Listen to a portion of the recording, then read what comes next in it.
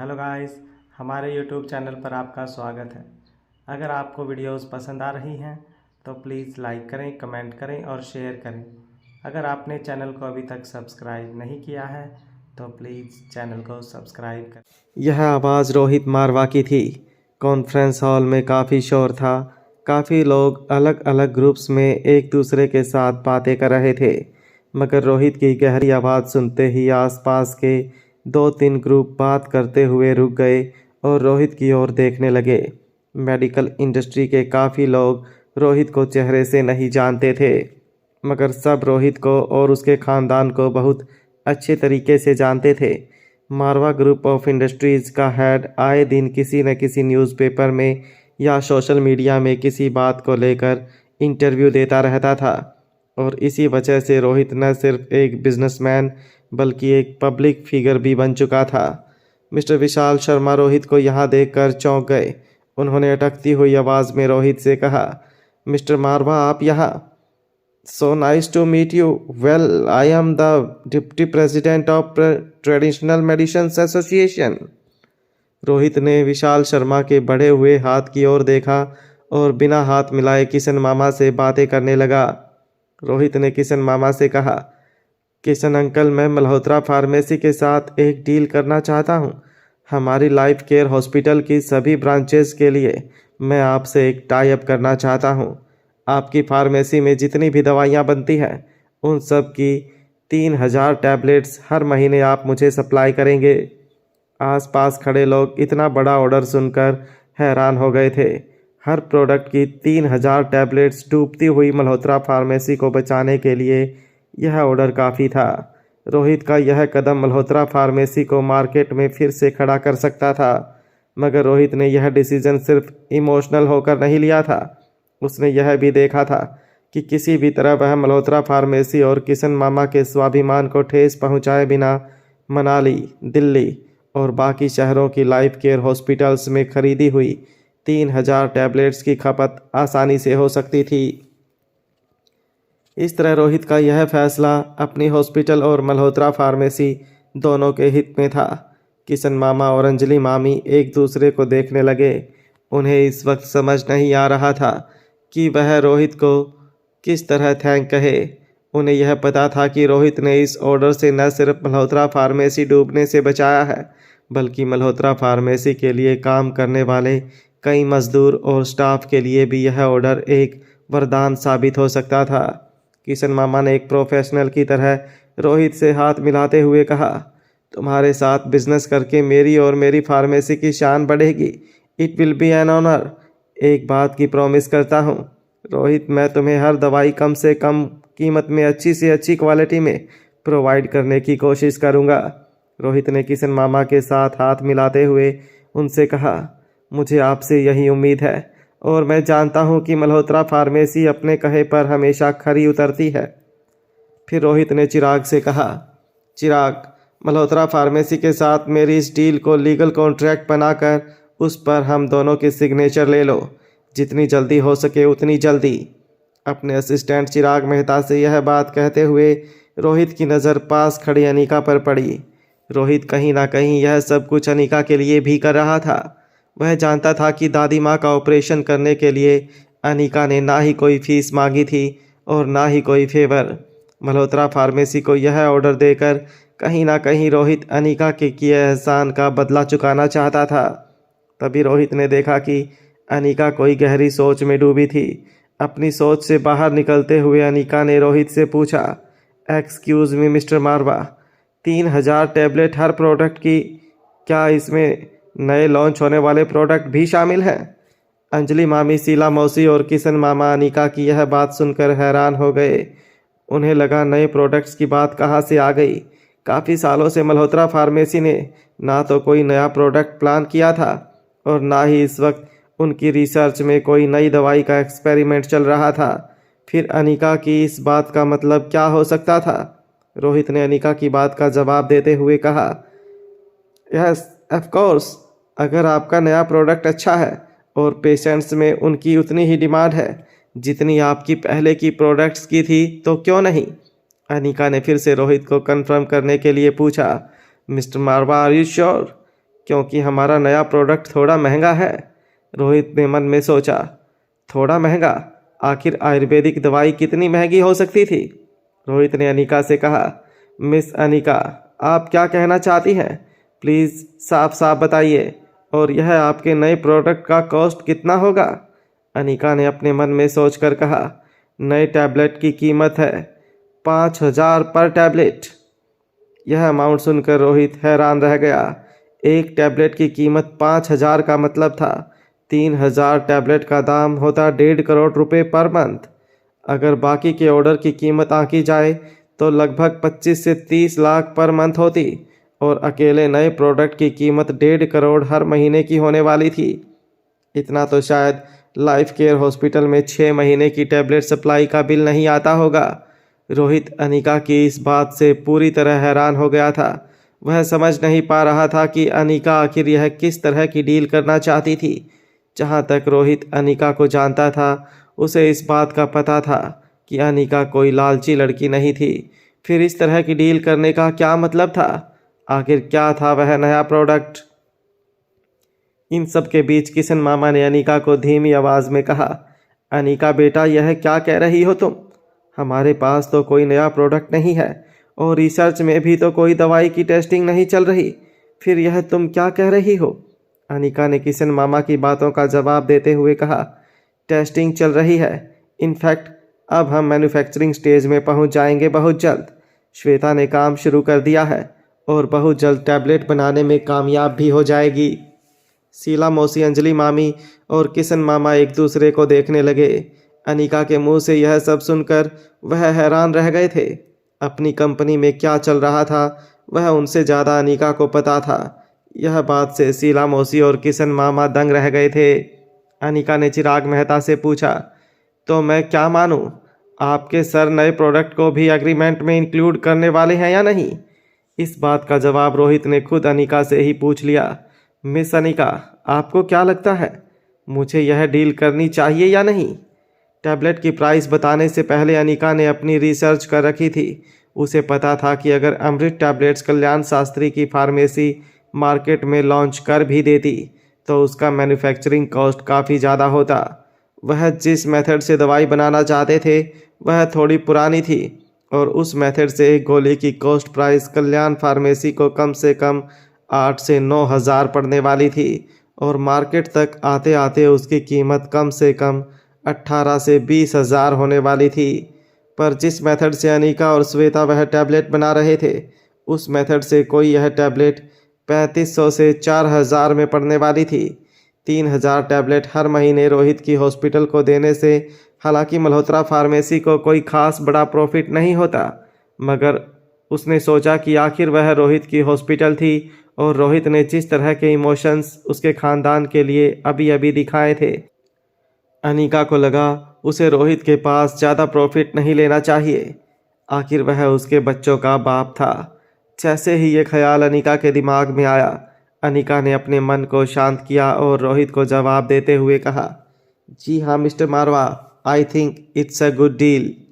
किशन मामा ने अनिका की बात को काटते हुए रोहित से कहा, रोहित बेटा, माफ़ करना, अनिका अभी बहुत छोटी है, तुम उसकी बातों का बुरा मत मानना। हमारी पहली वाली डील बहुत अच्छी है, इसके बारे में हम बाद में बात करेंगे, अभी कोई डिसीजन लेना सही नहीं होगा। शीला मौसी ने अनिका का हाथ पकड़कर उसे साइड में ले जाते हुए कहा, यह क्या कर रही हो तुम मिस्टर मारवा के साथ ये कैसी डील कर रही थी? आगे कुछ बोलने से पहले उन्हें याद आया कि अभी अभी कैसे अनिका ने उनकी मदद की थी। किशन मामा रोहित से बात कर रहे थे, मगर रोहित की आंखें अनिका को ही देख रही थी। रोहित ने किशन मामा से कहा, Kishan uncle, it's a deal, और आप जानते हैं कि मारवा इंडस्ट्री एक बार अगर किसी को ज़बान दे देती है तो वह किसी भी कीमत पर उसे निभाती है। अनिका के साथ अभी अभी मैंने जो डील की है वही फाइनल होगी। हम आपका नया प्रोडक्ट 5,000 रुपये पर टैबलेट के हिसाब से खरीदेंगे। चिराग कॉन्ट्रैक्ट में इस नए प्रोडक्ट के बारे में भी ज़रूर लिख देगा।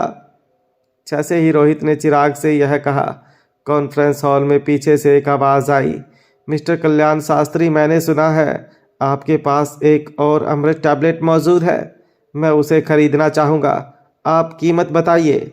अनिका ने मुड़कर पीछे से आती आवाज़ की ओर देखा। एक 25-26 साल का काफ़ी हैंडसम लड़का हॉल के बीच में खड़े कल्याण शास्त्री की ओर चला आ रहा था। लड़के ने ब्लू जीन्स, प्लेन शर्ट और स्पोर्ट्स शूज़ पहने थे।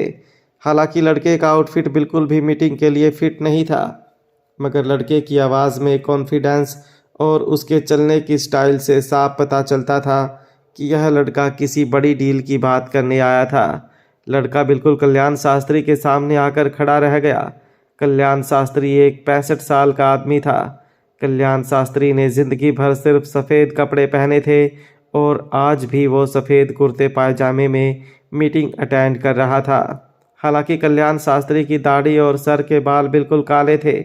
गोल्डन फ्रेम के चश्मे पहना कल्याण शास्त्री शक्ल से बिल्कुल शरीफ और एक इज्जतदार बिजनेसमैन लगता था।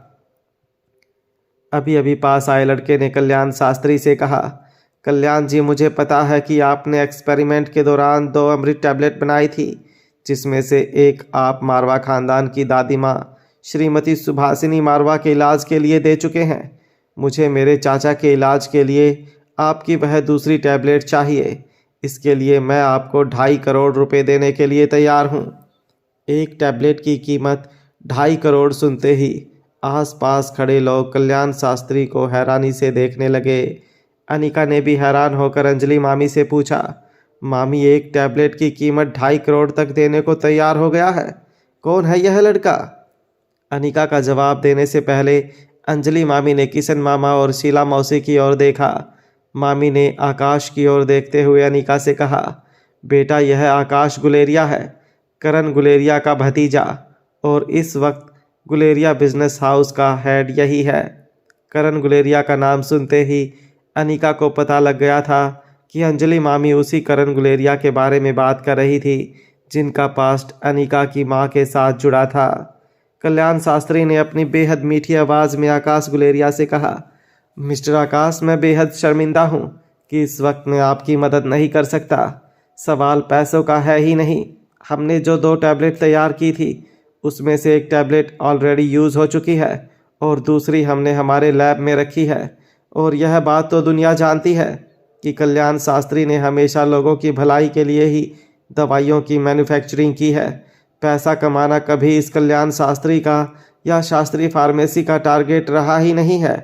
कल्याण शास्त्री की बात से नाराज आकाश ने कहा, आप यह क्यों नहीं कहते मिस्टर शास्त्री कि आपकी कंपनी मारवा खानदान को गुलेरिया परिवार से ज़्यादा रिस्पेक्ट देती है? आपकी नज़रों में उनकी कंपनी का टर्नओवर हमारी कंपनी से कहीं ज़्यादा बड़ा है। कल्याण शास्त्री ने सबके सामने आकाश गुलेरिया के हाथ जोड़कर कहा, भगवान जानता है आकाश बेटा, मेरे मन में ना तो कोई बड़ा है ना कोई छोटा। समाज का कल्याण करना ही मेरा उद्देश्य है और समाज की भलाई के लिए मैं जो कुछ भी बन पड़ता है ज़रूर करता हूँ। मुझे क्षमा कीजिएगा, इस वक्त मैं आपकी कोई मदद नहीं कर सकता। आकाश गुलेरिया ने कल्याण शास्त्री को इशारा करते हुए कहा, क्यों ना हम थोड़ी देर अकेले में बातें कर लें mister Shastri? Let's see if we can crack a deal. यह कहते हुए आकाश और कल्याण शास्त्री कॉन्फ्रेंस रूम के कॉर्नर में बनी एक कैबिन में चले गए। उनके जाने के बाद अंजलि मामी ने अनिका से कहा, 2.5 करोड़ रुपए सिर्फ एक टैबलेट के लिए? यह बात मुझे कुछ समझ में नहीं आई। पास खड़ा विशाल शर्मा, जो अब तक अपने हाथों को सहला रहा था, उसने अंजलि मामी की बात का जवाब देते हुए कहा, वो अमृत टैबलेट की बातें कर रहे हैं और वह महंगी तो होगी। सोचो, अगर लॉन्च से पहले लोग इसे 2.5 करोड़ में खरीदने के लिए तैयार हैं तो यह टैबलेट मार्केट में आते ही क्या धमाका मचाने वाली है। और तुम लोग पता नहीं कौन सा कचरा 5,000 में बेचना चाहते हो। मिस्टर मारवा, मेरी आपसे दरख्वास्त है, आप मल्होत्रा खानदान की बातों में आकर कहीं फंस मत जाना। यह सब कंगाल हो चुके हैं, इसलिए सोच रहे हैं कि आपके बड़प्पन का थोड़ा फ़ायदा उठा लें। आपके कॉन्ट्रैक्ट से ढेर सारा प्रॉफिट कमा लेंगे और अपने आप को मार्केट से बाहर होने से रोक लेंगे। रोहित ने गुस्से से विशाल शर्मा की ओर देखा। रोहित की लुक से साफ पता चल रहा था कि विशाल शर्मा की यह बातें उसे बिल्कुल अच्छी नहीं लगी थी। रोहित ने विशाल शर्मा से कहा, देखिए मिस्टर विशाल शर्मा, मारवा खानदान के डिसीजंस में हम किसी बाहर के आदमी की दखलंदाजी बिल्कुल पसंद नहीं करते, खासकर तब जब वह मैटर हमारी बिजनेस डील से जुड़ा हो। रोहित मारवा की बातें सुनकर विशाल शर्मा चुप हो ज़रूर हो गया था, मगर विशाल शर्मा की बातों ने चिराग मेहता पर ज़रूर असर छोड़ा था। चिराग मेहता ने रोहित के कानों में कहा, सॉरी टू इंटरफेयर सर, मगर अच्छा होगा कि अगर आप एक बार मिस अनिका से पूछ लेते कि आखिर यह कौन सी टैबलेट मार्केट में इंट्रोड्यूस करना चाहती है। रोहित को चिराग का इंटरफेरेंस अच्छा नहीं लगा था, मगर उसे पता था कि चिराग जो कुछ भी कह रहा था वह कंपनी के हक में कह रहा था। अनिका जो ठीक रोहित के बगल में खड़ी थी, उसने चिराग मेहता की यह बात सुन ली थी। अनिका ठीक रोहित के आगे आकर सबके सामने अनाउंस किया, मल्होत्रा फार्मेसी जो टैबलेट लॉन्च करने वाली है वह अमृत टैबलेट है। अनिका के मुंह से यह बात सुनकर आसपास खड़े सभी लोग सरप्राइज हो गए। अमृत टैबलेट का नाम सुनकर विशाल शर्मा का मुंह खुला रह गया। अंजलि मामी, किशन मामा और शीला मौसी को भी यकीन नहीं हो रहा था कि अभी अभी अनिका ने अमृत टैबलेट का नाम लिया था। विशाल शर्मा हंसते हुए अनिका से पूछने लगे, क्या बात कर रही हो तुम? यह किस तरह का मजाक है? तुम कहना चाहती हो कि तुम अमृत टैबलेट्स बनाने का फार्मूला जानती हो? विशाल शर्मा की यह बात सुनकर अंजलि मामी कुछ सोचने लगी। अंजलि मामी जानती थी अनिका की मां स्वाति ने अमृत टैबलेट का आविष्कार सालों पहले किया था। उन्हें लगा कि हो सकता है स्वाति टैबलेट का फार्मूला अनिका को देकर गई हो। अंजलि मामी ने अनिका के कंधे पर हाथ रखते हुए उसे सिर्फ इतना पूछा, क्या स्वाति तुम्हें यह फार्मूला देकर गई थी? अनिका ने अंजलि की बातों का जवाब देते हुए सिर्फ अपनी पलकें झपकाई और धीरे से कहा, और मैंने वह फार्मूला श्वेता को दिया है। मुझे लगता है 2-3 दिन के अंदर श्वेता इस टैबलेट का मास प्रोडक्शन शुरू कर देंगी। अनिका को लगा कि यह खबर सुनते ही परिवार के सारे लोग बहुत खुश हो जाएंगे, मगर जब उसने किशन मामा और शीला मौसी की ओर देखा तो दोनों के चेहरे काफ़ी टेंस लग रहे थे। किशन मामा कुछ बोल नहीं पा रहे थे और शीला मौसी ने अनिका को पहले की तरह ही डांटते हुए कहा, कब किसके सामने क्या बोलना है तुम्हें इसकी समझ नहीं है? अनिका, तुम अभी बच्ची हो, तुम पर भरोसा नहीं किया जा सकता है। अभी प्रोडक्ट बना नहीं है और तुमने ढिंढोरा पीटना शुरू कर दिया। चुप रहना सीखो। जब बड़े बोलते हो तब अपने आप को चुप रखना सीखो। अनिका को समझ नहीं आ रहा था आखिर उससे ऐसी क्या गलती हुई थी जो शीला मौसी उससे इस तरह बात कर रही थी। किशन मामा के चेहरे का टेंशन साफ बता रहा था कि अनिका ने कोई गलती कर दी थी। अनिका किशन मामा के पास जाकर उनसे कहने लगी, मामा, क्या मुझसे कोई गलती हुई है?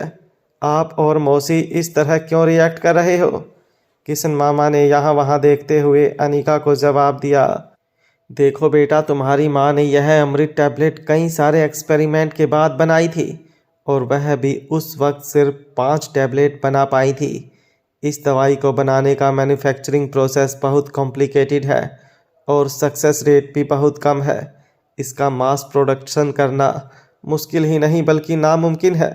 विशाल शर्मा ने मल्होत्रा परिवार पर ताना कसते हुए कहा, तुम सब धंधा करना बिल्कुल नहीं जानते।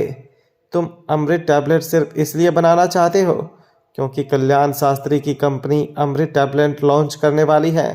अरे ज़रा सोचो, अगर अमृत टैबलेट बनाना किसी भी अरे गहरे का काम होता तो क्या यह कल्याण शास्त्री पागल है जो आकाश गुलेरिया की इतनी बड़ी ऑफर ठुकरा देता और अपनी एक गोली की हिफाजत चांद से भी ज़्यादा करता? विशाल शर्मा की बात सुनकर आसपास खड़े लोग मल्होत्रा परिवार पर हंसने लगे।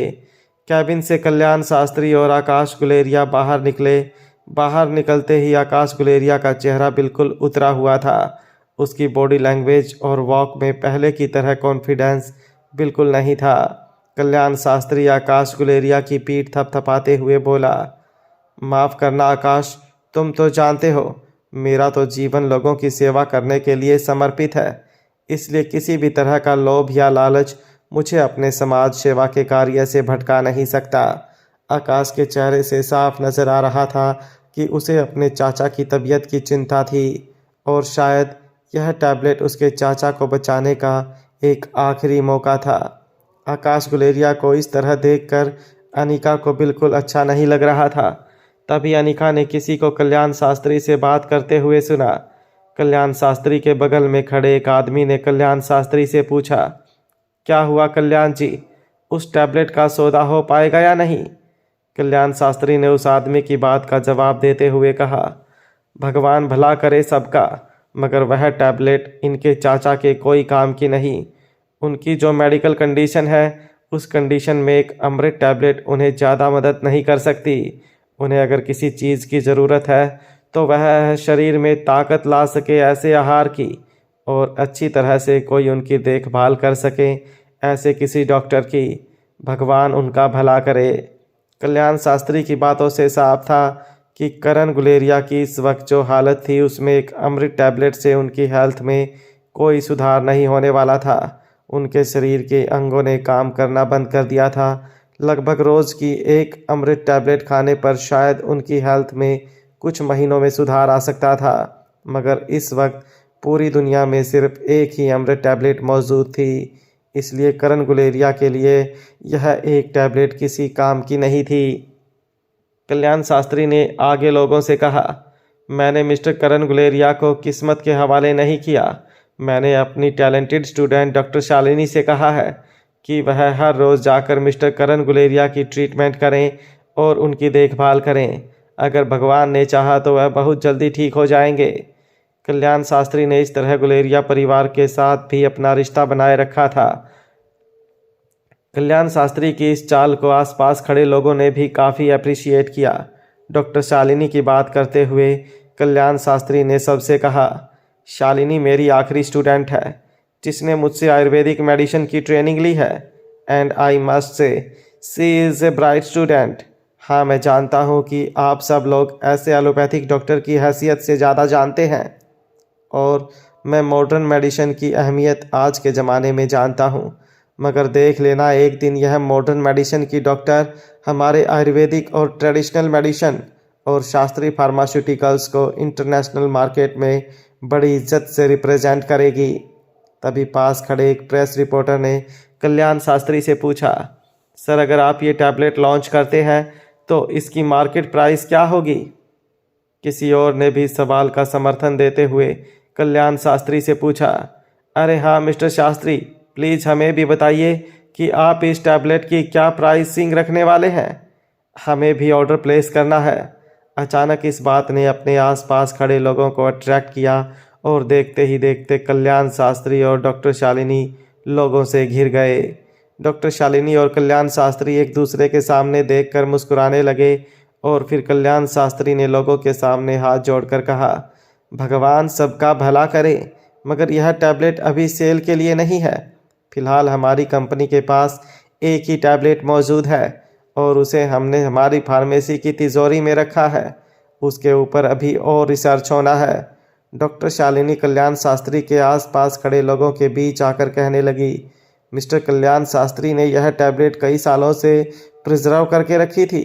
टैबलेट को प्रिजर्व करने की कीमत लगभग 15 से 20 लाख रुपए पर ईयर है, और इसलिए लगभग 25 साल से वो मेडिसिन अभी भी सेफ है, और इस टैबलेट की वजह से शास्त्री फार्मास्यूटिकल आने वाले दिनों में पूरी दुनिया में अपना एक अलग नाम और स्थान हासिल कर लेगा। डॉक्टर शालिनी के अनाउंसमेंट के बाद प्रेस रिपोर्टर्स कल्याण शास्त्री और डॉक्टर शालिनी की तस्वीरें खींचने लगे और बाकी खड़े लोग उन्हें विश करने लगे। लोगों की वाह वाह के बीच कल्याण शास्त्री की नज़र दूर खड़े मल्होत्रा खानदान पर पड़ी। किशन मल्होत्रा और शीला मल्होत्रा को देखते ही कल्याण शास्त्री अपने दोनों हाथ हवा में उठाकर लोगों को शांत रहने कहा और फिर अपने अलग अंदाज में सबके सामने हाथ जोड़कर कहने लगा, भगवान सबका भला करे। मैंने कभी भी लोगों की सेहत के सामने अपने प्रॉफिट को नहीं देखा। अब सामने खड़े मल्होत्रा खानदान को ही देख लो। आज से 25 साल पहले शहर में कोई ऐसा आदमी नहीं था जिसने मल्होत्रा फार्मेसी का नाम ना सुना हो, मगर इतने सालों में उनके करंट चेयरपर्सन और प्रेसिडेंट ने दवाई बनाने में ध्यान देने की बजाय बड़े बड़े कॉन्ट्रैक्ट पाने के लिए लोगों की चापलूसी करना ज़्यादा बेहतर समझा। मैं कहता हूँ इस तरह पैसा कमाना था तो मेडिकल प्रोफेशन में आने की क्या ज़रूरत थी? क्या ज़रूरत थी लो क्वालिटी दवाइयाँ बनाकर लोगों की जान को खतरे में डालने की? और आज आप सबके सामने नतीजा है, बुरे कर्मों की सज़ा भी यही मिलती है। अगर उन्होंने पैसा कमाने के बजाय दवाइयाँ बनाने में अपना मन लगाया होता तो आज उनकी कंपनी की जो हालत है वो नहीं होती। शीला मौसी कल्याण शास्त्री की बातों का जवाब देना चाहती थी, मगर किशन मामा ने उनका हाथ पकड़कर उन्हें रोक लिया। कल्याण शास्त्री ने आसपास खड़े लोगों से कहा, अब आप लोग प्लीज़ नाश्ता और ड्रिंक्स एंजॉय कीजिए, काम की बातें तो चलती रहेंगी। जैसे ही लोग फूड काउंटर की ओर बढ़े, शीला मौसी सेंटर स्टेज के पास खड़े कल्याण शास्त्री के पास आईं और कहने लगी, तुम एक बहुत बड़े धोखेबाज हो। लोगों से कहते क्यों नहीं कि तुम्हारे पास जो अमृत टैबलेट है वह मेरी बड़ी बहन स्वाति ने बनाई थी। स्वाति का नाम सुनते ही कल्याण शास्त्री ने अपने हाथ ऊपर उठाकर कहा, स्वाति गुलेरिया बहुत जीनियस थी, भगवान उनका भला करें। वह आज तुम्हारी कंपनी के साथ होती तो तुम्हारी कंपनी का नाम पूरी दुनिया में मशहूर होता। आयुर्वेदिक मेडिकल साइंस में स्वाति मल्होत्रा जैसा नाम ना कभी देखा है और शायद आगे भी नहीं देखेगा। किशन मामा ने कल्याण शास्त्री की बात काटते हुए कहा, कल्याण 25 साल पहले तुम आए थे मल्होत्रा फार्मेसी में मदद मांगने, वह दिन भूल गए? मेरी बहन स्वाति ने 5 अमृत टैबलेट बनाई थी। इतनी मेहनत करने के बाद तुम रिसर्च करने के नाम पर 2 टैबलेट अपने साथ ले गए। लोगों के सामने समाज सेवा करने का ढोंग करते हो, मगर तुम अंदर से क्या हो मैं अच्छी तरह जानता हूँ। तुमने धोखे से अमृत टैबलेट अपने कब्जे में कर ली है और आज मेरी बहन ने बनाई हुई टैबलेट के जोर पर तुम हमारी ही कंपनी को मिट्टी में मिलाना चाहते हो। किस तरह के बेशर्म हो तुम। पीछे से आती हुई डॉक्टर शालिनी ने किशन मामा की यह बात सुनी। वो कल्याण शास्त्री के बगल में खड़ी हो गई और कहा, मिस्टर मल्होत्रा, आपकी कंपनी डूब रही है, इसका मतलब यह नहीं कि आप मेरे गुरुजी को जो मर्जी में आए कहें। मैं जानती हूँ मेरे गुरुजी बहुत सीधे हैं, आप जैसे लोगों की बातों का जवाब नहीं देंगे, मगर मैं ज़रूर दूंगी। अगर आप यह कह रहे हैं कि यह टैबलेट आपकी बड़ी बहन ने बनाई थी, तो फिर यह बताइए कि टैबलेट्स मिस्टर कल्याण शास्त्री के पास कैसे पहुंची? बेशर्म तो आप लोग हैं, गुरुजी की इतने साल की मेहनत को अपने नाम कर लेना चाहते हो और मार्केट में अपनी खोई इज्जत को वापस पाना चाहते हो। इससे तो अच्छा यह होगा कि आप अपनी मेडिसिन की क्वालिटी सुधारने में ध्यान दीजिए। तभी अनिका के फ़ोन पर एक मैसेज आया। अनिका मैसेज पढ़ते ही कॉन्फ्रेंस हॉल की एंट्रेंस पर चली गई। वह अनिका के लिए एक पार्सल आया था। पार्सल खोलकर अनिका ने जब उसे चेक किया तब अनिका के चेहरे पर चमक आ गई। अनिका ने अपने फ़ोन से किसी को फ़ोन लगाया और बात करने लगी। दूसरी ओर हॉल में कल्याण शास्त्री ने डॉक्टर शालिनी के कंधे पर हाथ रखकर उसे शांत करते हुए कहा, शालिनी बेटा, तुम शांत हो जाओ। ऐसे एलिगेंस तो हमेशा सच्चाई की राह पर चलने वाले लोगों पर लगते ही रहते हैं।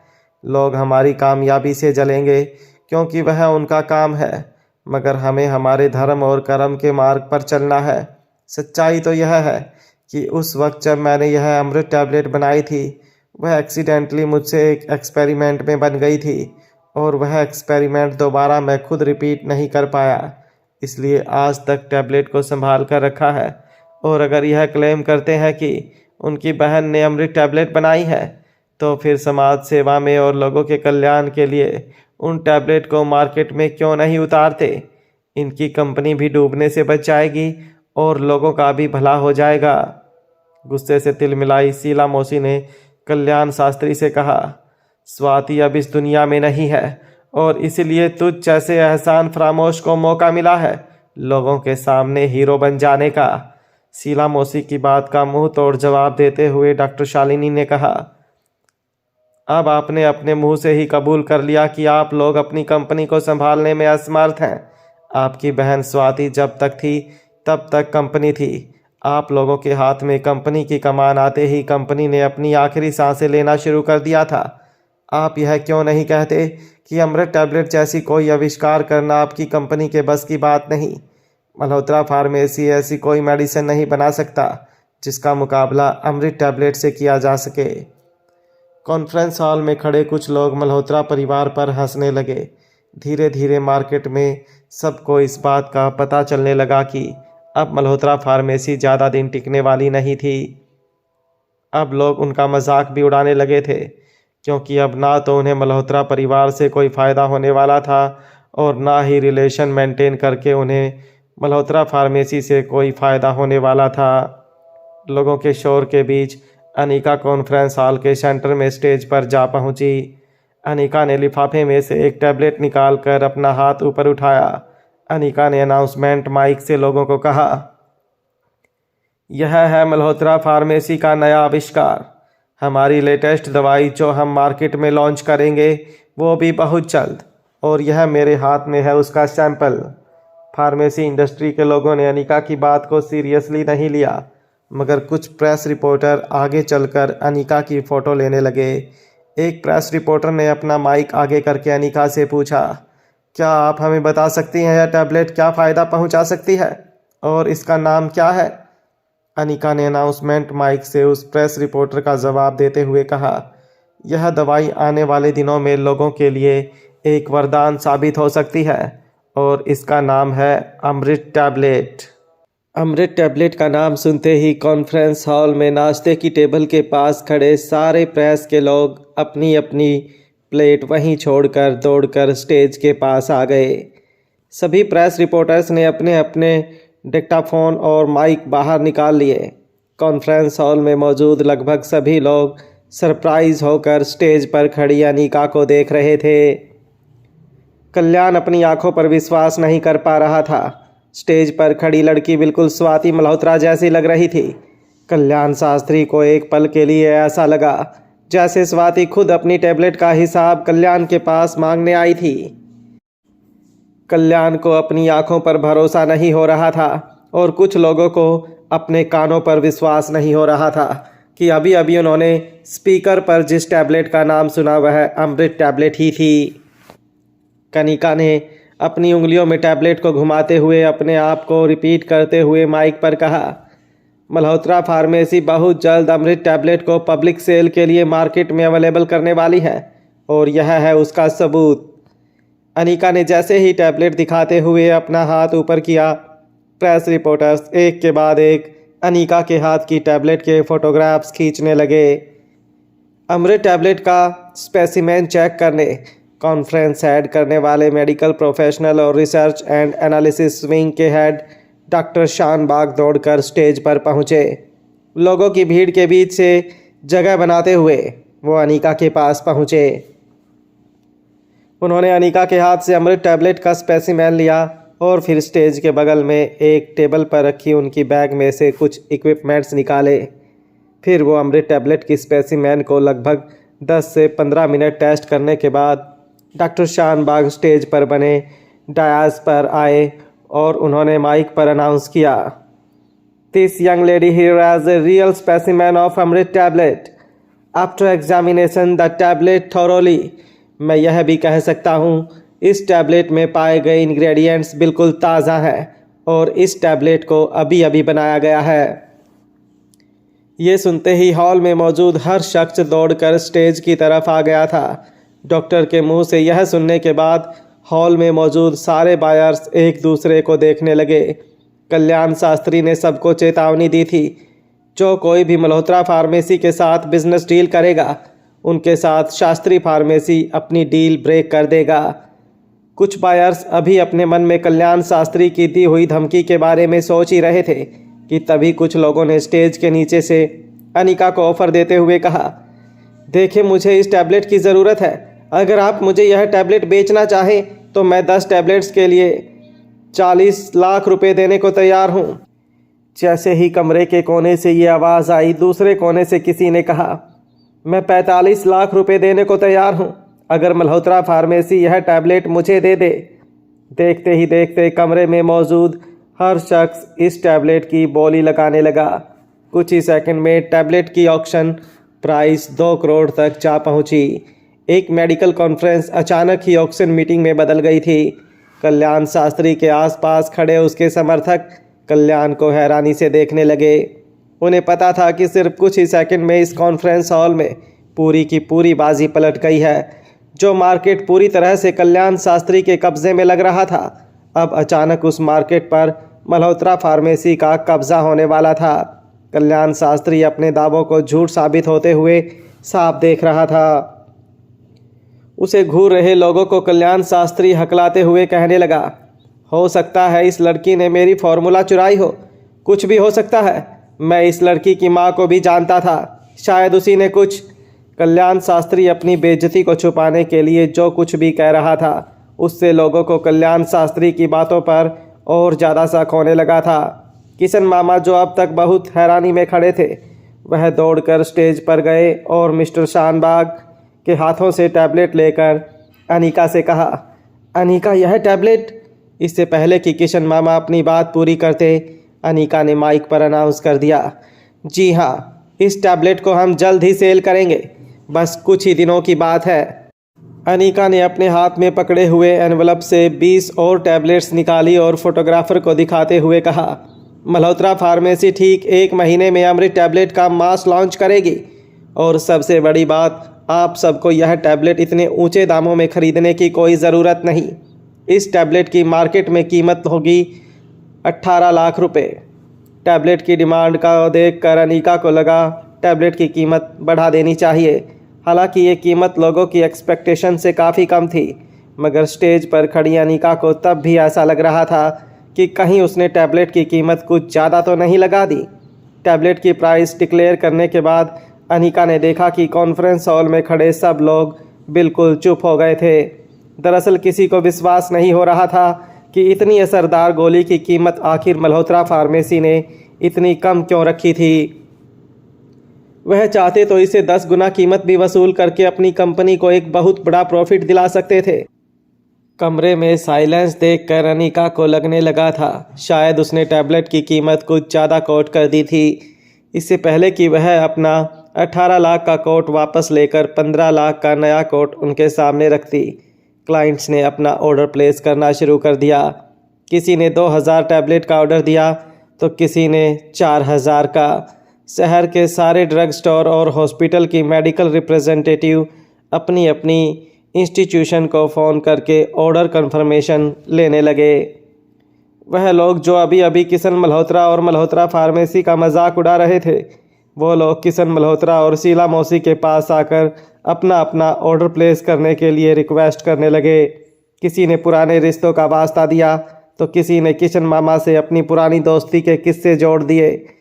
लोगों का बदला हुआ एटीट्यूड देखकर अंजलि मामी का मेडिकल फार्मेसी बिजनेस से जुड़े लोगों पर से विश्वास उठ गया था।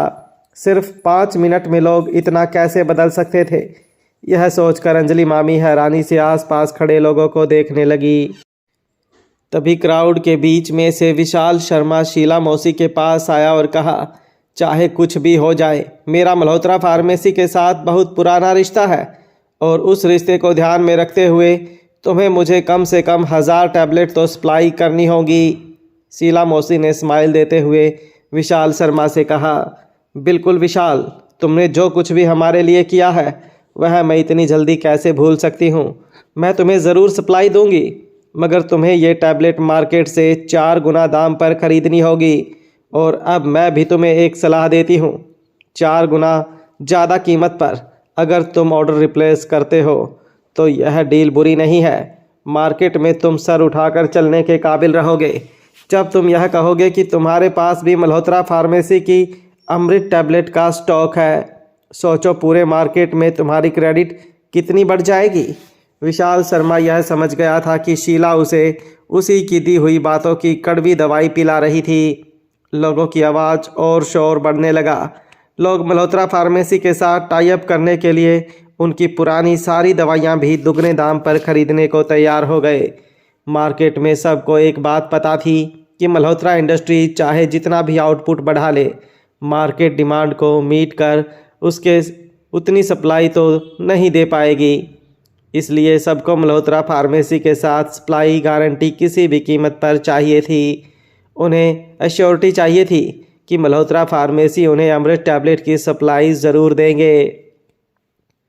हॉल के कोने में खड़े रोहित मारवा और चिराग मेहता बिल्कुल चुप खड़े तमाशा देख रहे थे। चिराग मेहता अपने कैलकुलेटर में हिसाब लगाने लगा। कैलकुलेटर पर आया फिगर देखकर चिराग हैरान हो गया। वो रोहित से कहने लगा, हमारी डील हुई है ₹5,000 में एक टैबलेट की, और टैबलेट की मार्केट प्राइस है 18,000 पर टैबलेट, यानी कि हमें टैबलेट पर 13,000 का प्रॉफिट होगा। और उन्होंने हमें हर महीने 3,000 टैबलेट देने का वादा किया है। सर, इस तरह तो हर महीने हमारी कंपनी का प्रॉफिट इतना हो जाएगा जितना हम देश भर की लाइफ केयर हॉस्पिटल की ब्रांचेस से पूरे साल नहीं कमाते हैं। रोहित ने सोचा था कि मल्होत्रा फार्मेसी के साथ डील करके वह कहीं ना कहीं अनीका के किए हुए एहसानों का बदला चुका रहा था, मगर चिराग मेहता के कैलकुलेशन से यह साफ जाहिर था कि अनीका के एहसान रोहित पर और बढ़ने लगे थे। रोहित को समझ नहीं आ रहा था कि इस डील से उसे खुश होना चाहिए या कहीं ना कहीं से इस बात का उसे दुख होना चाहिए कि आज भी वो अनीका की मदद नहीं कर पाया, बल्कि अनीका ने ही उसकी मदद की थी। जब सारे के सारे लोग किशन मामा और शीला मौसी को घेर कर खड़े थे, चुपके से अनीका वहां से निकलकर रोहित के पास आ गई। रोहित को समझ नहीं आ रहा था कि वह अनीका के साथ क्या बात करे। इससे पहले कि रोहित अनीका से कुछ कह पाता, रोहित ने देखा कि दरअसल अनीका रोहित के पीछे बैठे आकाश गुलेरिया को मिलने जा रही थी। अनीका को अपने पास आता देखकर आकाश अपनी जगह से खड़ा होकर जाने लगा। तभी अनीका ने आकाश को रोकते हुए कहा, आपके अंकल करण गुलेरिया के लिए दवाइयाँ पहुंच जाएंगी, और हाँ, इसके लिए आपको कोई कीमत नहीं चुकानी होगी। आकाश को अनीका की बातों पर विश्वास नहीं हो रहा था। जो आकाश एक टैबलेट के लिए 2.5 करोड़ रुपए चुकाने के लिए रेडी था, उसे अनीका पूरी ट्रीटमेंट तक की टैबलेट फ्री ऑफ कॉस्ट देने की बात कर रही थी। ये सुनने के बाद भी आकाश के चेहरे पर खुशी नज़र नहीं आ रही थी। आकाश अनीका की आंखों में देखकर कहने लगा, थैंक यू फॉर ऑफर, मगर दरअसल बात यह है कि मेरे अंकल मल्होत्रा फार्मेसी से आई हुई कोई भी दवाई नहीं लेंगे। I will find some other help. यह कहकर आकाश वहाँ से चला गया। अनीका को यकीन नहीं हो रहा था कि जो आकाश अभी थोड़ी देर पहले अपने अंकल को बचाने के लिए एक टैबलेट 2.5 करोड़ में खरीदने के लिए तैयार था, वह आखिर मल्होत्रा फार्मेसी से वही टैबलेट फ्री में लेने के लिए भी तैयार नहीं था। आकाश गुलेरिया को जाते हुए देखकर अनीका को एक बात तो समझ में आ गई थी कि चाहे कुछ भी हो जाए, करण गुलेरिया अपनी जान दे देगा, मगर स्वाति मल्होत्रा की कंपनी मल्होत्रा फार्मेसी से मिली दवाइयों से अपना इलाज नहीं करवाएगा। यह सोच सोच कर अचानक अनीका को अपनी ही माँ के किए पर शर्मिंदगी महसूस होने लगी थी। वह सोच रही थी कि भला ऐसा क्या किया होगा उसकी माँ ने करण गुलेरिया के साथ। कोई भला इतना प्यार करने वाले इंसान को कैसे धोखा दे सकता था। अनीका को इस बात से भी परेशानी हो रही थी। वह धोखा देने वाली लड़की और कोई नहीं बल्कि खुद अनीका की माँ थी। आकाश की आंखों में अपने चाचा की हेल्थ को लेकर जो चिंता थी, वो देखकर अनीका को करण गुलेरिया के लिए बहुत बुरा लग रहा था, मगर वो चाहकर भी कुछ नहीं कर सकती थी। जब आकाश कॉन्फ्रेंस हॉल से बाहर निकल गया, तब रोहित अनीका के पास आया और अनीका से धीमी आवाज़ में कहने लगा, मिस्टर करण गुलेरिया बहुत ही स्वाभिमानी आदमी हैं। सालों पहले आपकी मम्मी ने मिस्टर करण गुलेरिया के साथ जो कुछ भी हुआ था, उसकी वजह से वह आपकी कंपनी से बनी हुई दवाइयाँ खाकर अपनी जान नहीं बचाएंगे। अनीका ने गुस्से से रोहित की ओर देखा। रोहित को रियलाइज़ हुआ कि शायद उसे अनीका के साथ यह बात नहीं करनी चाहिए थी। बात को घुमाते हुए रोहित ने अनीका से कहा, मिस अनीका, क्या मैं जान सकता हूँ आपने मुझे जो प्राइस कोट की है वो? इससे पहले कि रोहित कुछ कहता, अनीका ने रोहित से कहा, हम लोग डील फाइनल कर चुके हैं, हम अपना वादा निभाएंगे, आप अपना प्रॉमिस निभाइएगा। रोहित ने अपनी आवाज़ और धीमी करते हुए अनीका से पूछा, मिस अनीका, क्या मैं आपके लिए कुछ कर सकता हूँ? Anything you want? अनीका ने तुरंत रोहित की आंखों में आंखें डालकर उसे पूछा, क्या मैं जो कहूँ वह मुझे देंगे? यह कहते वक्त अनीका को एक पल के लिए ऐसा लगा कि वह रोहित से अपने बेटे आर्यन की कस्टडी मांग ले, मगर अनीका को यह कहते हुए देख रोहित को कुछ अलग ही एहसास होने लगा था। अनीका की आंखों की चमक देखकर रोहित को बहुत रोमांटिक फीलिंग आने लगी थी। अनीका के लिए उसके मन में उभरता प्यार फिर से जाग गया था। अपने गले की खराश मिटाते हुए रोहित ने अनिका से कहा, यस, आप जो मांगे वह जो भी हो मिल जाएगा। जब रोहित के पीछे खड़े चिराग मेहता ने रोहित और अनिका के बीच की बातें सुनी तो एक पल के लिए उसे ऐसा लगा जैसे वह कबाब में हड्डी बनकर बीच में खड़ा था। उसने रोहित के कानों के पास आकर बिल्कुल धीमी आवाज़ में रोहित से कहा, सर, मुझे लगता है इस वक्त मुझे आपके साथ नहीं होना चाहिए। क्या आपको भी ऐसा लगता है? चिराग की इस बात पर रोहित ने एक एंग्री लुक दी और चिराग ने अपने दोनों हाथ हवा में उठाते हुए रोहित से सॉरी कहा। फिर चिराग रोहित और अनिका को अकेला छोड़कर उनसे थोड़ा दूर जाकर खड़ा हो गया। चिराग मेहता दूर खड़ा रोहित और अनिका को देखकर मुस्कुराने लगा। तभी उसके फ़ोन पर एक नोटिफिकेशन आया। चिराग मेहता ने नोटिफिकेशन खोलकर देखा। वह फ़ोन पर आई एक तस्वीर देखकर दंग रह गया। थोड़ी देर पहले चिराग मेहता ने अनिका की बेटी की इंक्वायरी करने अपने आदमियों से कहा था। चिराग ने अपने लोगों से रिया की तस्वीर मंगवाई थी, पर अनिका की बेटी की तस्वीर अपने मोबाइल में देख चिराग एक पल के लिए सांस लेना ही भूल गया। चिराग मेहता फ़ोटो देखकर धीमी आवाज़ में बोला, आर्यन। रोहित अनिका को बिना पलक झपकाए देखे जा रहा था। अनिका की आगे की बात सुनने के लिए रोहित बहुत क्यूरियस था। मीटिंग के लिए आज रोहित ने खास एक फॉर्मल सूट पहना था। चमकते हुए शूज, हाथों में महंगी घड़ी और हैंडमेड कस्टमाइज्ड ब्लेज़र में रोहित काफ़ी स्मार्ट लग रहा था। मगर बिजनेस की दुनिया में रोहित को एक श्रूड और स्ट्रिक्ट बिजनेसमैन माना जाता था। रोहित ना तो ज़्यादा एक्साइट और ना ही इमोशनल होता है। रोहित हर सिचुएशन में बहुत ही मैच्योर और शांत बिहेव करने वाला लड़का था। मगर आज वो अपनी पर्सनालिटी से बिल्कुल अपोजिट बिहेव कर रहा था। रोहित कभी अनिका को देखता, कभी यहाँ वहाँ देखता। 2-3 बार तो उसने अपने बाल पर हाथ भी घुमा दिया था। किसी ने रोहित को इस तरह नर्वस होते हुए कभी नहीं देखा था। अगर आर्यन इस वक्त यहाँ खड़ा होता तो वह इस बात पर यकीन नहीं कर पाता कि उसके पापा एक साथ इतनी सारी बॉडी मूवमेंट्स कर रहे थे। सामने खड़ी अनिका भी ये सोच रही थी कि वह रोहित से किस तरह आर्यन की बात करे। रोहित ने अपने मन में सोच कर रखा था कि अनिका उसे जो कुछ भी मांगेगी वह बस उसका जवाब हाँ में देगा। ना सिर्फ रोहित अनिका के लिए कुछ करना चाहता था, बल्कि रोहित को कहीं ना कहीं अब अनिका अच्छी लगने लगी थी। हिम्मत करके अनिका ने अपनी आंखें बंद करके खोली और रोहित से कहा, आई वॉन्ट यू। अनिका के मुंह से यह शब्द सुनते ही रोहित को एक पल के लिए ऐसा लगा जैसे उसके आसपास की सारी दुनिया घूमने लगी थी और वह एक जगह पर खड़ा था। रोहित के हमेशा इमोशनलेस लगने वाले चेहरे पर बिना रोहित को पता चले स्माइल आने लगी थी। तभी अचानक अनिका की आगे की बात सुनकर रोहित दंग रह गया। अनिका ने अपनी लाइन पूरी करते हुए कहा, आई वॉन्ट योर सन। अब रोहित के चेहरे से स्माइल गायब हो गई और उसके चेहरे पर कंफ्यूजनिंग रिएक्शन आ गए। रोहित ने अटकते हुए अनिका से अपनी बात दोहराने के लिए कहा। रोहित ने अनिका से पूछा, मिस अनिका, क्या कहा अभी आपने? मैंने ठीक से नहीं सुना। रोहित का इस तरह का रिएक्शन देखकर अनिका को भी अपनी बात आगे बढ़ाने में डर लगने लगा था। अनिका ने अपनी बात घुमाते हुए रोहित से कहा, कुछ नहीं मिस्टर मारवा, मैं तो बस मजाक कर रही थी।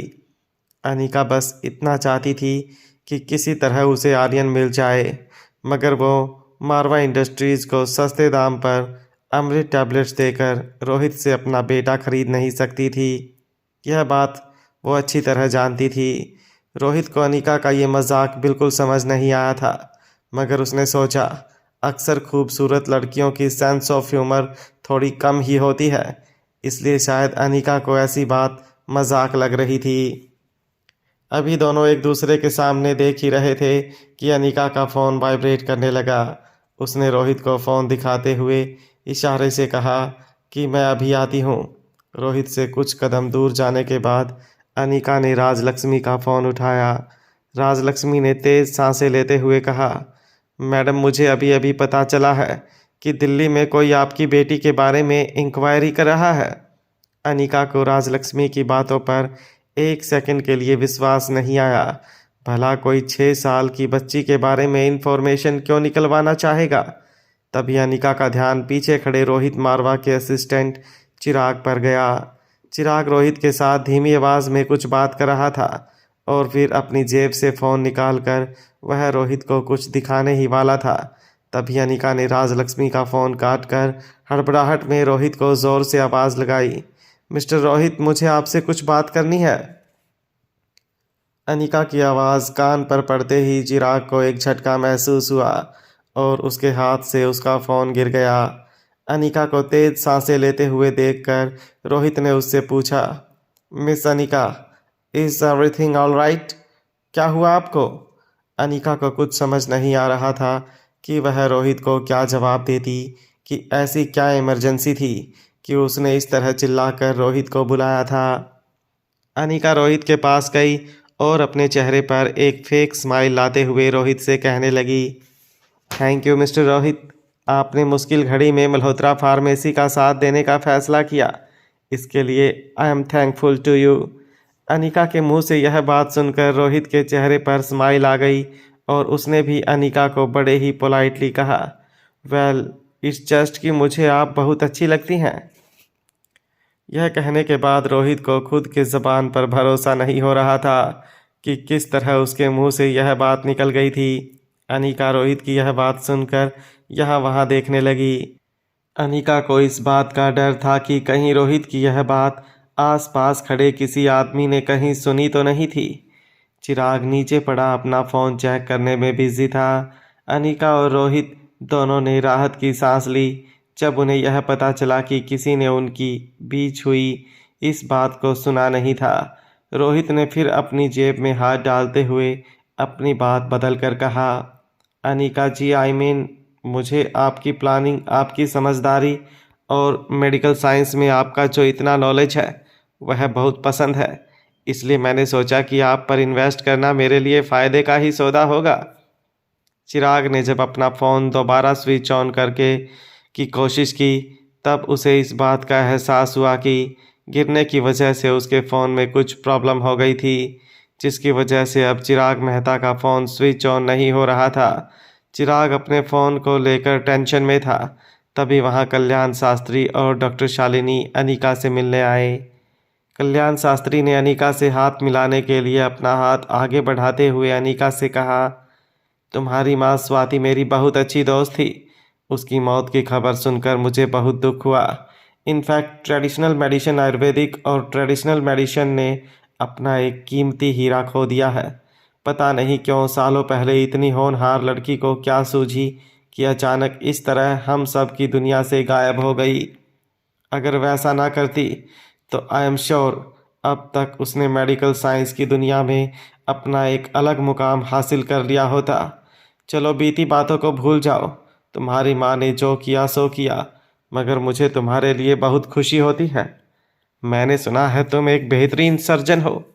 मैं जानता था कि क्या वाकई तुम्हें ट्रेडिशनल और आयुर्वेदिक मेडिसिन में इंटरेस्ट है।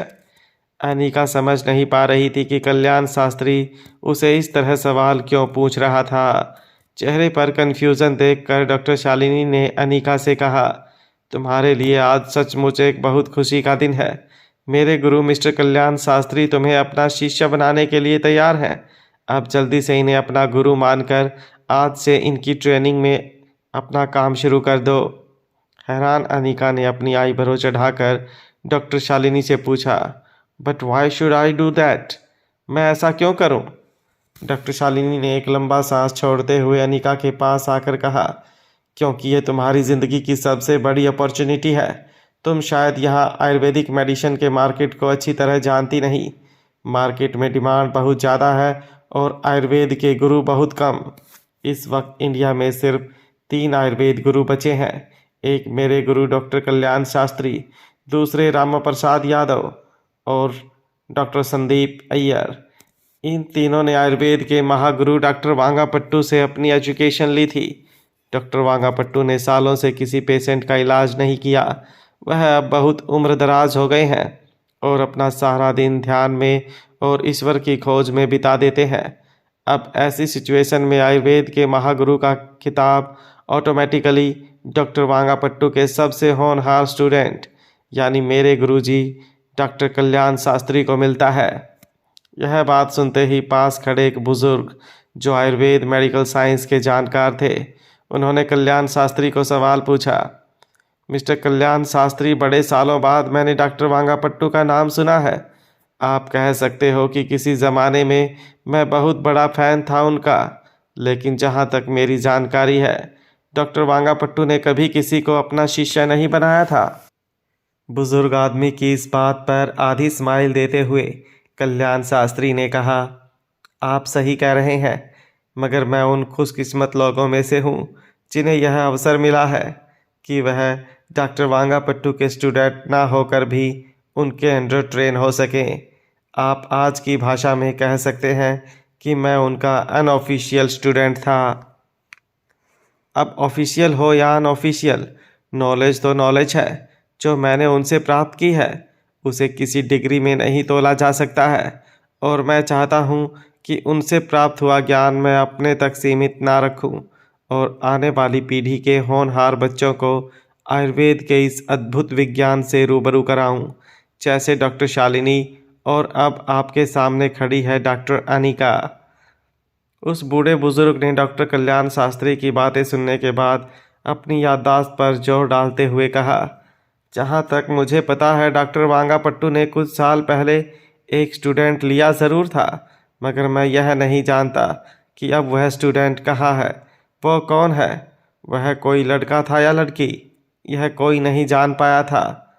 बूढ़े बुजुर्ग की बातों को अनसुना करके डॉक्टर शालिनी ने मुस्कुराते हुए अनिका से कहा, अनिका, कॉन्ग्रेचुलेशन, अब आज से तुम डॉक्टर कल्याण शास्त्री को अपना गुरु मान लो और कल उनकी ऑफिस में जाकर अपनी ट्रेनिंग शुरू कर देना।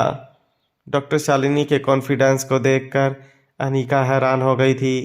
उसे यह नहीं समझ में आ रहा था कि आखिर डॉक्टर शालिनी इस बात को लेकर इतनी कॉन्फिडेंट क्यों थी कि मैं डॉक्टर कल्याण शास्त्री की दी हुई ऑफ़र मान लूँगी। अनिका ने डॉक्टर शालिनी की बात का जवाब देते हुए कहा, thank you for your offer, but मेरे पास ना तो आपको देने के लिए टाइम है और ना ही आपसे सीखने में मुझे कोई दिलचस्पी है। Thank you very much. Anika का यह जवाब सुनकर डॉक्टर शालिनी और कल्याण शास्त्री दोनों ने इसे अपनी ज़िंदगी की सबसे बड़ी इंसल्ट माना था। कल्याण शास्त्री चाहता था कि किसी तरह अगर वह अनिका को अपनी स्टूडेंट बना लेता है तो कभी ना कभी वह अनिका से अमृत टैबलेट बनाने का फार्मूला हासिल कर लेता, क्योंकि वह जानता था एक बार अगर मल्होत्रा फार्मेसी ने अमृत टैबलेट को मार्केट में उतार दिया तो वह दिन दूर नहीं होगा जब मल्होत्रा फार्मेसी का मार्केट शेयर इतना बढ़ जाएगा कि कल्याण शास्त्री की शास्त्री फार्मेसी कुछ ही दिनों में मार्केट से आउट हो जाएगी। अपनी कंपनी और अपनी इज्जत बचाने के लिए कल्याण शास्त्री किसी भी कीमत पर अमृत टैबलेट बनाने का फार्मूला हासिल करना चाहता था। कल्याण शास्त्री अनिका को मनाने के लिए बहुत डेस्परेट था। इससे पहले कि वह अनिका के सामने हाथ जोड़कर भीख मांगने लगे, डॉक्टर शालिनी कल्याण शास्त्री का हाथ पकड़कर वहां से ले जाने लगी। कुछ कदम चलने के बाद डॉक्टर शालिनी ने मुड़कर अनिका से कहा, डॉक्टर, तुम्हें पता नहीं है कि आज तुमने अपनी ज़िंदगी का सबसे बेहतरीन मौका अपने हाथों से खो दिया है। गुरुजी का स्टूडेंट बनने का मतलब क्या है यह तुम्हें बहुत जल्द पता चल जाएगा, मगर तब शायद यह ऑफ़र दोबारा चलकर तुम्हारे पास ना आए। All the best for your bright future. यह कहकर डॉक्टर शालिनी कल्याण शास्त्री को लेकर वहाँ से चली गई। अभी अनिका डॉक्टर शालिनी की बात को समझने की कोशिश कर रही थी, तभी पीछे से आकाश गुलेरिया दौड़ता हुआ कॉन्फ्रेंस हॉल में आया। आकाश गुलेरिया दौड़कर कल्याण शास्त्री के पास आया।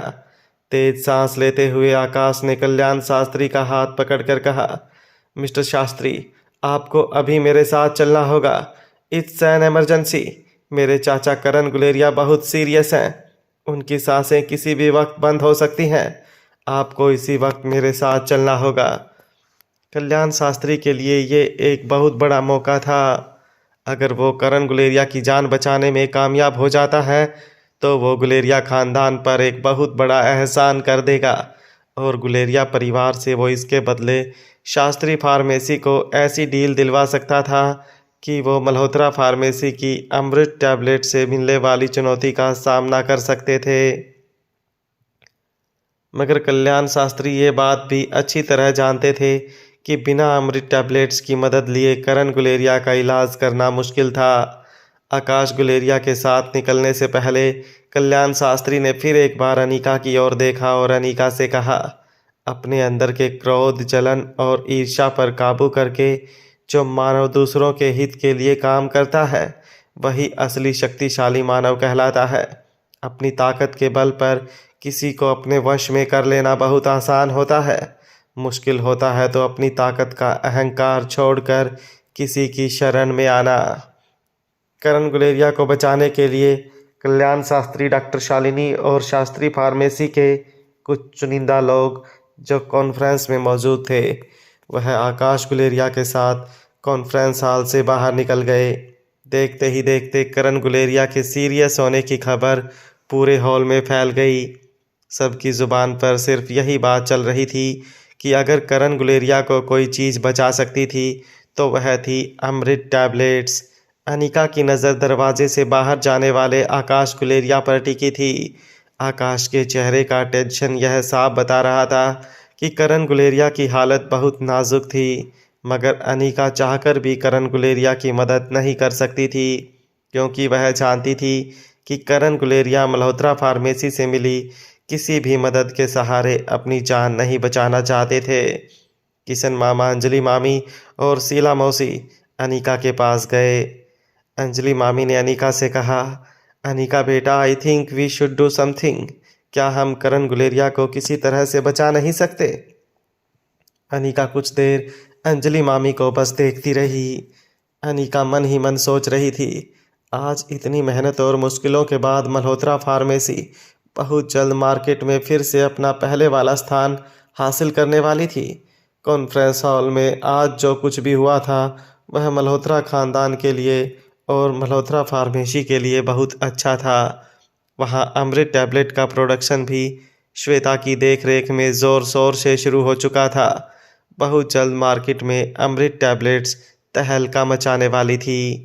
करण गुलेरिया को बचाने का सीधा मतलब यह था कि अनीका को कल्याण शास्त्री की शरण लेनी होगी और करण गुलेरिया का इलाज अमृत टैबलेट से करना होगा। और आज नहीं तो कल कल्याण शास्त्री अमृत टैबलेट बनाने का फार्मूला हासिल कर ही लेता। थोड़ी देर सोचने के बाद अनीका ने नज़रें झुकाते हुए अंजलि मामी से कहा, अंजलि मामी, इसमें हम क्या कर सकते हैं? हर इंसान अपनी किस्मत लेकर आता है।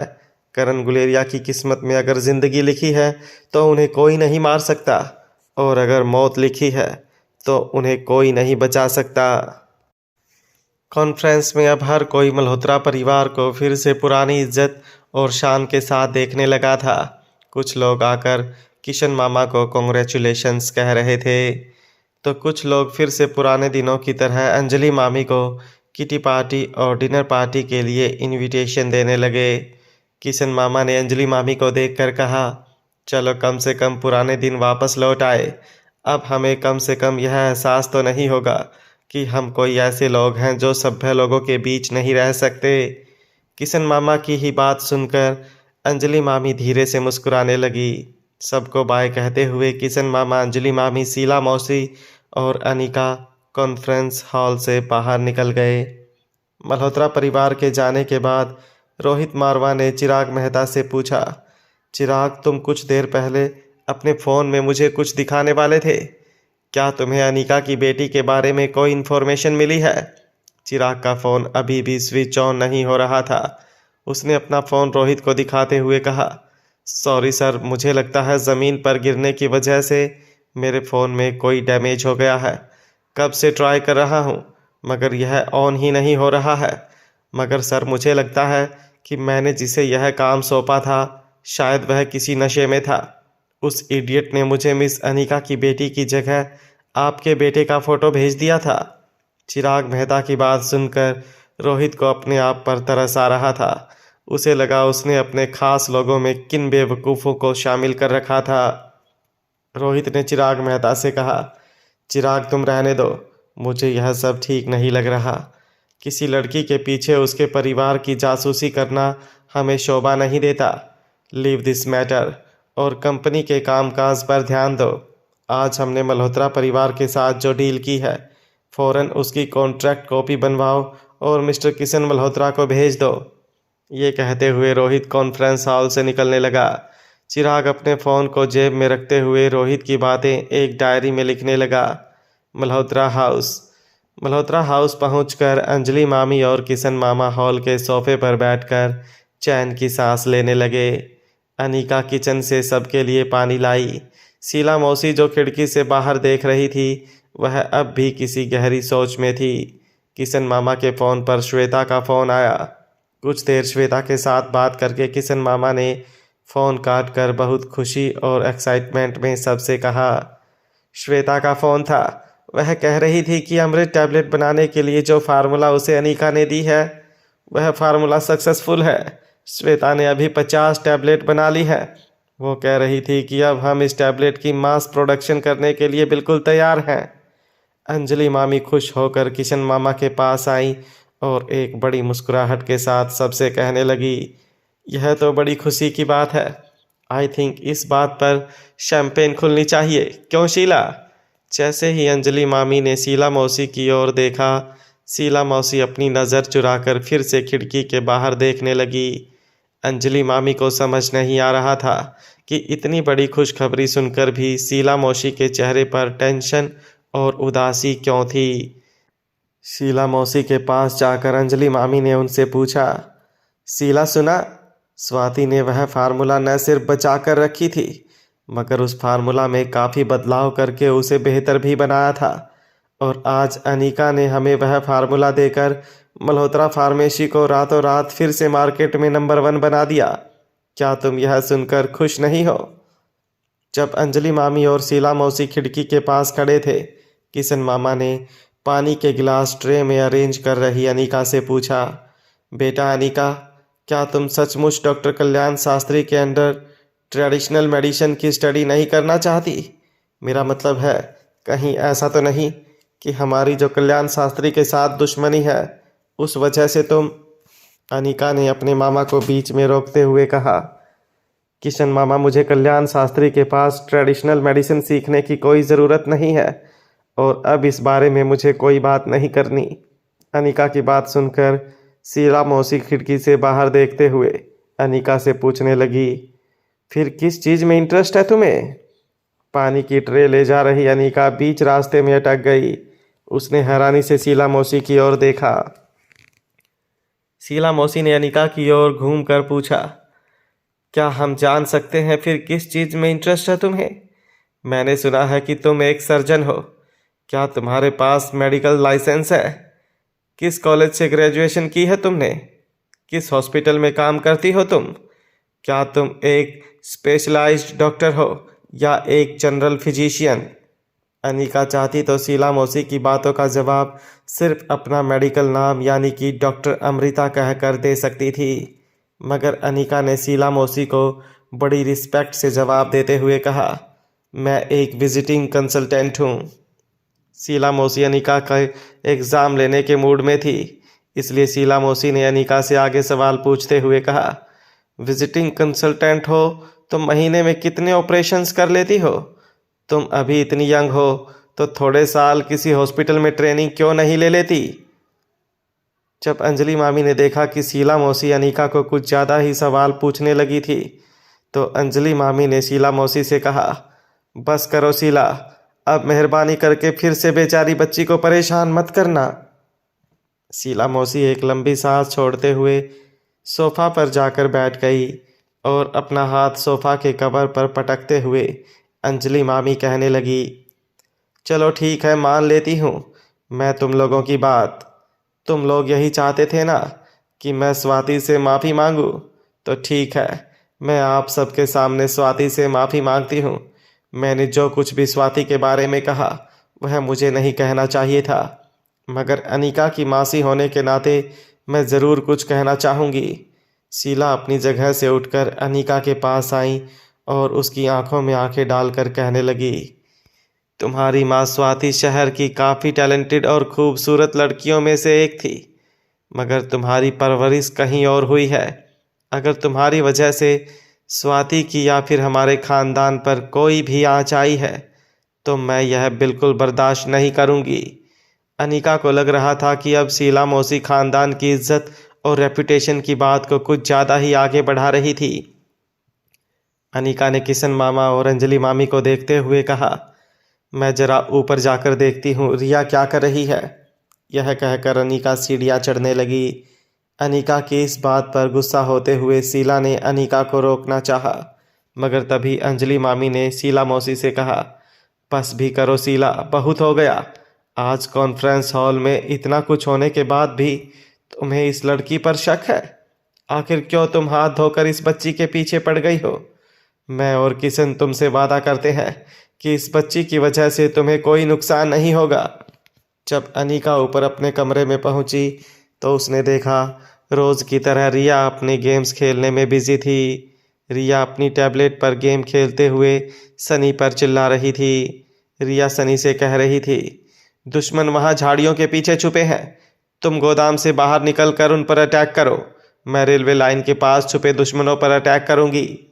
तभी टैबलेट के स्पीकर से सनी की आवाज़ आई, अगर मैं गोडाउन से बाहर निकला तो दुश्मन मुझे मार देंगे। यह मत भूलो कि वह लोग 6 की टीम है और हम सिर्फ 2। रिया ने सनी पर गुस्सा करते हुए उससे कहा, अगर इतना डरोगे तुम तो इस गेम में कभी जीत नहीं पाओगे। और यह मत भूलो, attack is the best form of defence. अगर छुपे रहोगे तो कभी न कभी वह लोग तुम्हें ढूंढ कर मार देंगे, और अटैक करोगे तो कम से कम 4 में से 2 को मार कर मरोगे। इस गेम को जीतने का सिर्फ एक ही रास्ता है, ज़्यादा से ज़्यादा दुश्मनों को अपने रास्ते से हटा दो।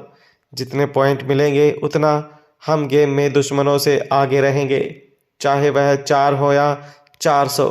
हमें हमेशा उनसे ज़्यादा पॉइंट्स कलेक्ट करने हैं। अनिका पीछे खड़ी रिया को गेम खेलते हुए देखने लगी। अनिका को टैबलेट स्क्रीन पर सिर्फ गेम दिखाई दे रही थी। अनिका को सनी का चेहरा नहीं दिख रहा था, सिर्फ स्पीकर पर सनी की आवाज़ सुनाई दे रही थी। सनी ने रिया से कहा, ओह नो, उन सब ने मिलकर मेरे गोडाउन पर हमला कर दिया। रिया प्लीज़ बचाओ मुझे। सनी की इस बात पर इरिटेट होकर रिया ने कहा, तुम गोडाउन से बाहर निकलो। इस तरह छुप कर बैठोगे तो अपने साथ साथ मेरा भी नाम डुबो दोगे। डोंट फॉरगेट, गेमिंग की दुनिया में मेरी बहुत इज्जत है। तुम्हारे साथ खेलकर मुझे लगता है मैंने अपनी रेपुटेशन को भी रिस्क में डाल दिया है। रिया के मुंह से ऐसी इंसल्ट होते हुए सुन सनी ने रिया से कहा, रिया यह मत भूलो कि मैं तुम्हारा चाचू हूँ, थोड़ी तो रिस्पेक्ट दिया करो मुझे।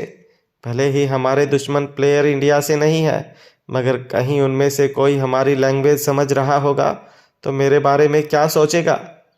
सनी की इस बात का रिया ने हंसते हुए जवाब दिया, कुछ नहीं सोचेगा चाचू, सिर्फ इतना ही सोचेगा, लगता है चाचा की आवाज़ में चाची बात कर रही है।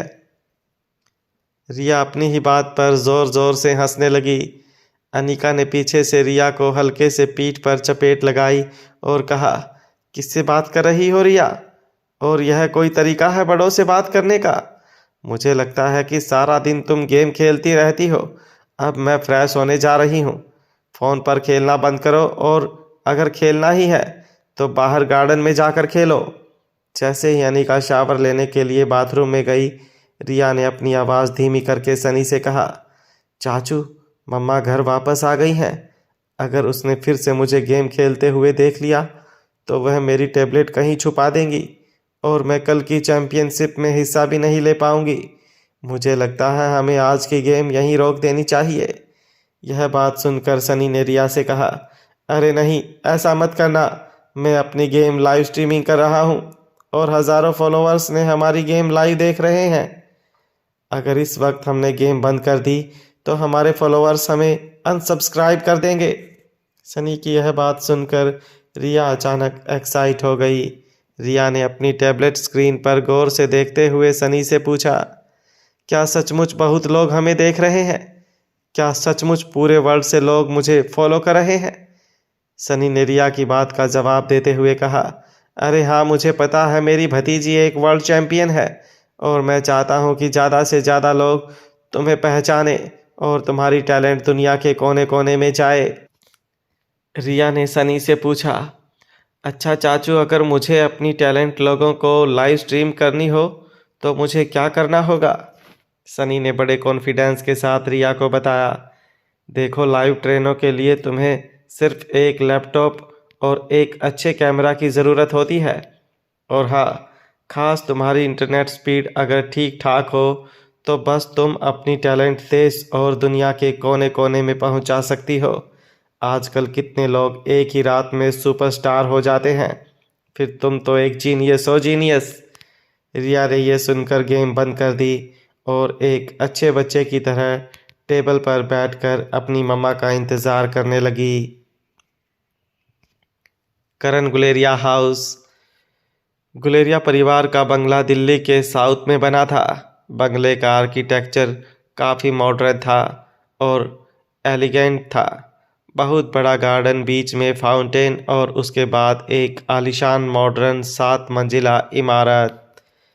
आकाश गुलेरिया कल्याण शास्त्री और उसकी टीम को फर्स्ट फ्लोर पर अपने चाचा करण गुलेरिया के लिविंग रूम में ले गए। लिविंग रूम में पूरा गुलेरिया परिवार बड़े ही टेंशन में आकाश और कल्याण शास्त्री का इंतज़ार कर रहे थे। डॉक्टर शालिनी गुलेरिया हाउस की बनावट और सजावट देखकर काफ़ी इम्प्रेस हो गई थी। जब कल्याण शास्त्री परिवार के बाकी लोगों से बात कर रहे थे तब शालिनी ने बेडरूम के खुले दरवाजे से देखा कि बेड पर एक लंबे कद का आदमी लेटा हुआ था। बीमारी की वजह से चेहरा भले ही उतरा था, लेकिन चेहरे की चमक बता रही थी कि यह आदमी बहुत ही रईस खानदान से बिलोंग करता था। करण गुलेरिया भले ही इस वक्त अपनी ज़िंदगी की आखिरी सांसें गिन रहे थे, मगर उनके चेहरे से इतना अंदाज़ा ज़रूर लगाया जा सकता था, इस आदमी ने ज़िंदगी में बहुत उतार चढ़ाव देखे होंगे। एक आर्टिस्टिक चेहरा जिसे कोई एक बार देख ले तो ज़िंदगी भर ना भूल सके। करण गुलेरिया की उम्र लगभग 50 साल थी, लेकिन चेहरे की चमक देखकर कोई कहता कि बेड पर लेटा हुआ आदमी 30 या 35 साल का था। अगर गौर से करण गुलेरिया का चेहरा देखा जाए तो उनके होंठ और नाक काफ़ी हद तक अनिका से मिलते थे। कल्याण शास्त्री ने करण गुलेरिया का चेकअप करने के बाद गुलेरिया परिवार से कहा, मुझे माफ़ कर दीजिएगा, मुझे बहुत दुख के साथ कहना पड़ रहा है कि मैं आपकी कोई मदद नहीं कर सकता। इस आदमी ने जीने की उम्मीद छोड़ दी है। शायद ये अब खुद ही जीना नहीं चाहते और मैं बीमारी का इलाज कर सकता हूँ। टूटी हुई उम्मीद का कोई इलाज नहीं है मेरे पास। आप लोग हो सके तो करीबी रिश्तेदारों को बुला लीजिए, हमारे पास बहुत बहुत कम वक्त है। जैसे ही कल्याण शास्त्री ने यह बात बताई, बाहर कमरे में अचानक कुछ लोग ज़ोर से रोने लगे तो कुछ एक दूसरे को संभालते हुए कहने लगे, कुछ नहीं होगा करण अंकल को, सब ठीक हो जाएगा। आकाश गुलेरिया ने कल्याण शास्त्री को एक कोने में ले जाकर गिड़गिड़ाती आवाज़ में पूछा, डॉक्टर शास्त्री प्लीज़ कुछ कीजिए, कोई तो इलाज होगा। आप पैसों की चिंता मत कीजिए, कोई तो होगा जो मेरे चाचा को बचा सके। कल्याण शास्त्री ने कुछ देर सोचने के बाद आकाश गुलेरिया से कहा, है कोई जो आपके चाचा की जान बचा सकता है? आकाश गुलेरिया कल्याण शास्त्री की बात सुनकर हैरान हो गया। आकाश गुलेरिया ने बड़ी उम्मीद से कल्याण शास्त्री से पूछा, बताइए शास्त्री जी, कौन है वह जो मेरे चाचा की जान बचा सकता है?